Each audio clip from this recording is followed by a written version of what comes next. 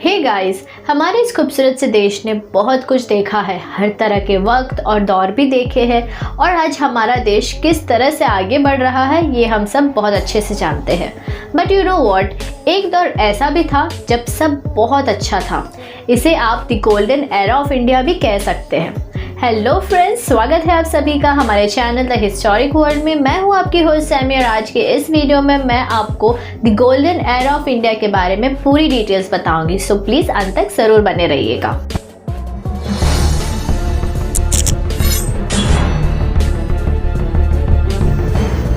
भारत का स्वर्ण युग यानी गोल्डन एज महान वैज्ञानिक खोज का समय था। यह गुप्ता एम्पायर के दौरान हुआ था।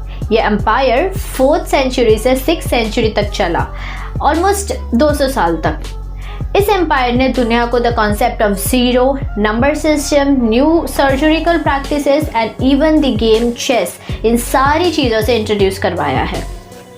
गुप्ता एम्पायर की स्थापना चंद्रगुप्त I के जरिए हुई थी। ये सबसे पहले ज्ञात शासक यानी नोन रूलर थे गुप्ता जनरेशन के।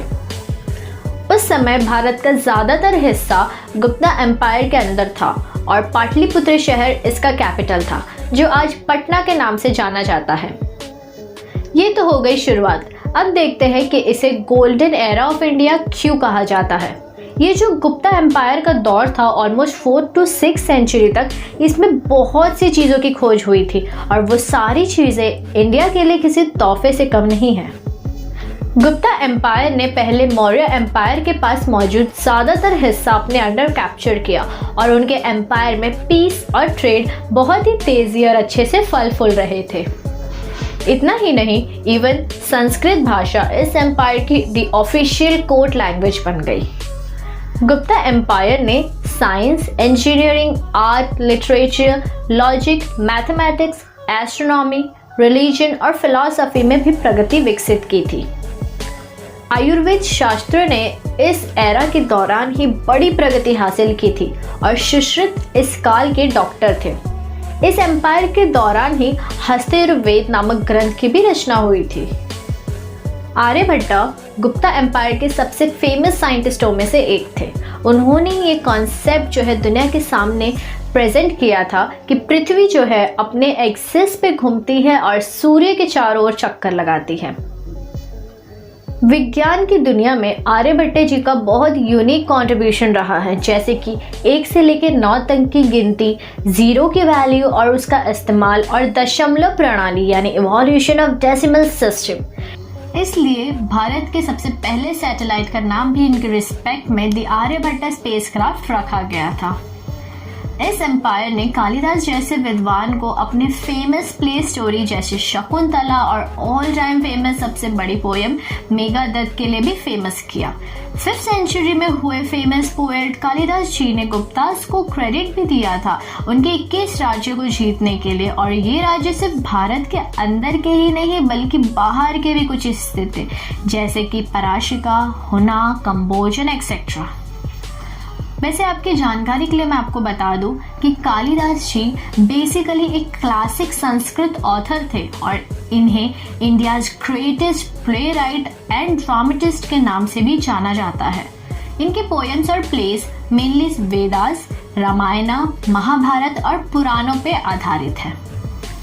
गुप्ता एम्पायर का इकोनॉमिक वेलफेयर बहुत स्ट्रॉन्ग था, एज ट्रेड जो है लैंड और कोस्टल दोनों रूट से होता था, जिसके वजह से लोगों के पास एम्प्लॉयमेंट अपॉर्चुनिटीज बढ़ने लगी थी।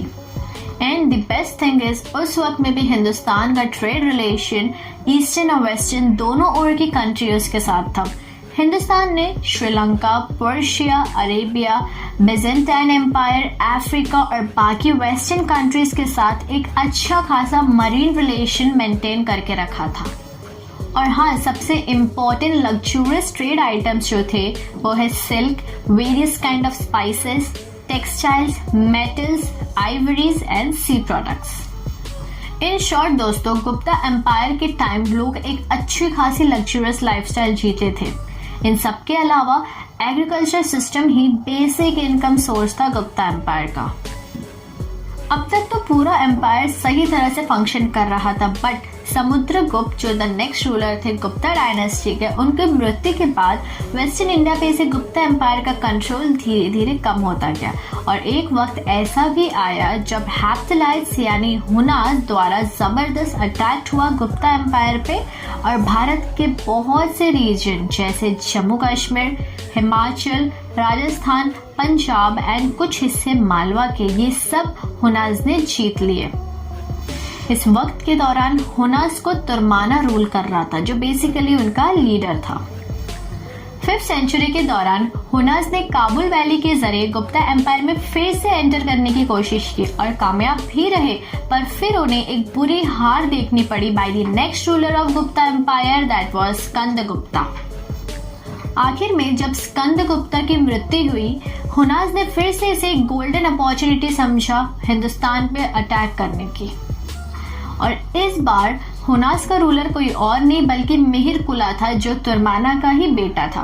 इस तरह से हुना ने भारत में अपने पर फिर से फैलाए और 550 CE आने तक गुप्ता एम्पायर पूरी तरह से डिमोलिश हो गया और the golden era of Hindustan भी ऑलमोस्ट खत्म हो गया।